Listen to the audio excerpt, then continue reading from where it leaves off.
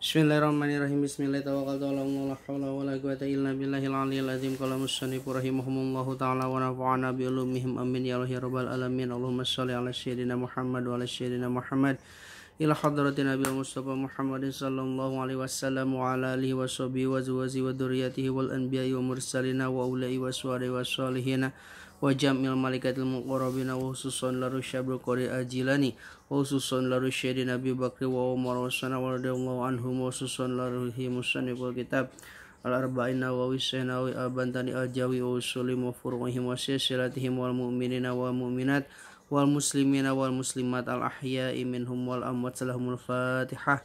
A'udzu billahi minasyaitonir rajim. Bismillahirrahmanirrahim. Alhamdulillahi rabbil alamin arrahmanir rahim maliki yaumiddin iyyaka na'budu wa iyyaka nasta'in ihdinas siratal mustaqim siratal ladzina an'amta 'alaihim ghairil maghdubi 'alaihim waladdallin ighfir lana amin. Bismillahirrahmanirrahim. Urang lajengkeun kana pangaosan kitab al-arba'in nawawi halaman 34 nu kitabna mangga urang samikeun upami abdi saleh dina ngalogatan atau dina ngahartosan mangga urang lareskeun sami-sami dina komentar.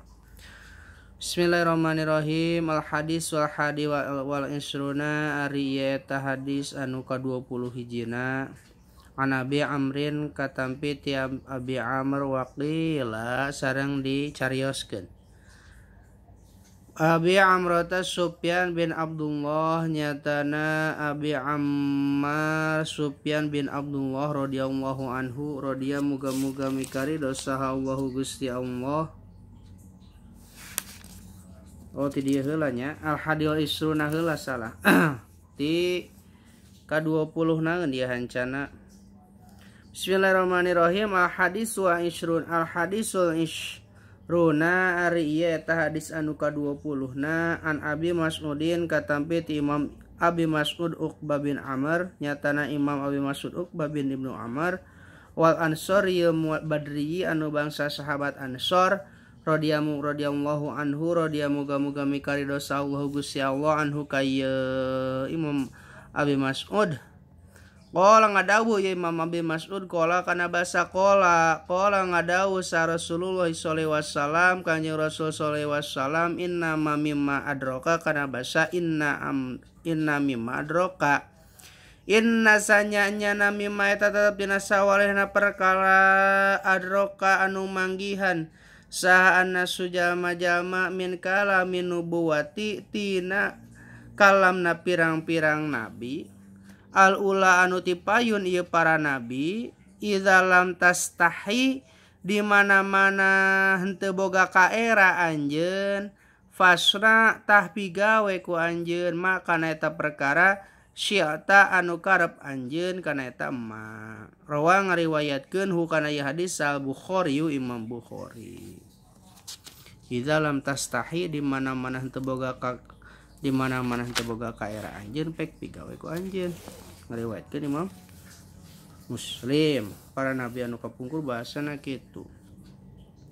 An Abi Amri wakila an Abi Amrin katampi Imam Abi Amr wakila sareng dicarioskeun Abi Amrata Sufyan bin Abdullah dicarioskeun sahabi Umar Sufyan bin Abdullah radhiyallahu anhu qala ngadawuh ieu Abi Sufyan qultu kana basa qultu nyarios kaula ya Rasulullah wahai Rasulullah qul mugi masihan terang anjeun li ka abdi fil islami dina agama Islam qaulan kana hiji cariosan la as'alu anu moal nyarioskeun la as'alu anu moal mantak nanya deui kaula anhu tina itu cariosan ahadan ka hiji jalma oge goeroka salian ti ka Gusti.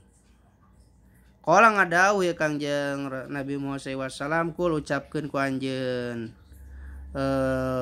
Abi Sufyan amantu iman kaula billahi ka Gusti Allah sumastaqim tuluy kudu istiqomah anjeun dina eta keimanan.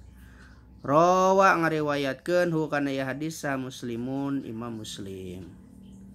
Ahadisus sani wa isruna ari ieu eta hadis anu ka-22 na an Abi Abdullah Jabir bin Abdullah al-Ansori katampi ti Abi Abdullah Jabir bin Abdullah al-Ansori anu bangsa sahabat Ansor radhiyallahu anhuma radhiyallahu muga-muga mikari dosa Allah Gusti Allah anhuma kay Abi Abdullah Jabir sareng ka Abdullah anna rajulan kana yen sanyanyana hiji lalaki saala etana si rajul Rasulullah sallallahu alaihi wasallam ka Kanjeng Nabi Muhammad sallallahu alaihi wasallam.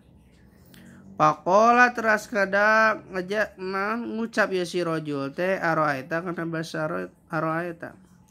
aroaita kumaha pangemut Gusti idza sholaitu kumaha pangemut anjeun ya Rasulullah idza sholaitu di mana-mana salat kaula al maktubati kana salat anu fardu nyaeta salat anu di waktu-waktu kita salat fardu wasumtu jeung puasa kaula Ramadana dina bulan Ramadan wahlaltu jeung ngahalalkeun kaula al halala kana perkara anu halal waharamtu jeung ngaharamkeun kaula al harama kana anu haram walam azid jeung teu nambahan kaula ala zalika kana itu perkara halal jeung haram syai'an kana seutik oge sayan kana hiji perkara oge kumaha ceuk Gusti lamun ceuk Gusti ieu haram ieu halal tah henteu ditambahan ku kaula perkara anu halal perkara anu haram teh tapi ku kaula digawean tegasna anu halal dipigawe anu haram ditinggalkeun gitu maksudna ada hulu naha asub kaula janata ka surga qala ngadahu anjeun Nabi naam sumuhun nya anjeun asup surga rawa ngariwayatkeun hukana ieu hadis sah Muslimun Imam Muslim. Wa mana haram tu al haroma jeung ari manana haram tu al haroma di lapan nu geus kaliwat ijtanabtu eta ngajauhan kaulahu kana eta pigawe paharaman. Jadi anu dimaksud haram tu al haroma teh jeung ngaharamkeun kaula kana perkara anu haram. Maksudna ngaharamkeun kaula kana perkara anu haram teh nyaeta ngajauhan perkara anu diharamkeun gitu. Wa mana halal tul al halala jeung ari anu dimaksud ku lapan ahlal tu al halala tegasna ngahalalkeun kaula kana perkara anu halal maksudna ucapan ieu teh nyaeta pa'altuhu migawena kaula kana eta perkara anu halal mu'taqidan barianan anu nekadkeun hillahu kana halalna eta perkara gitu. Al hadisu as-salisu wal isuna ari ieu eta hadis anu ka-23 sakitu heula wallahu alam bissawab. Tapi kagoklah ieu sabet hadis deui.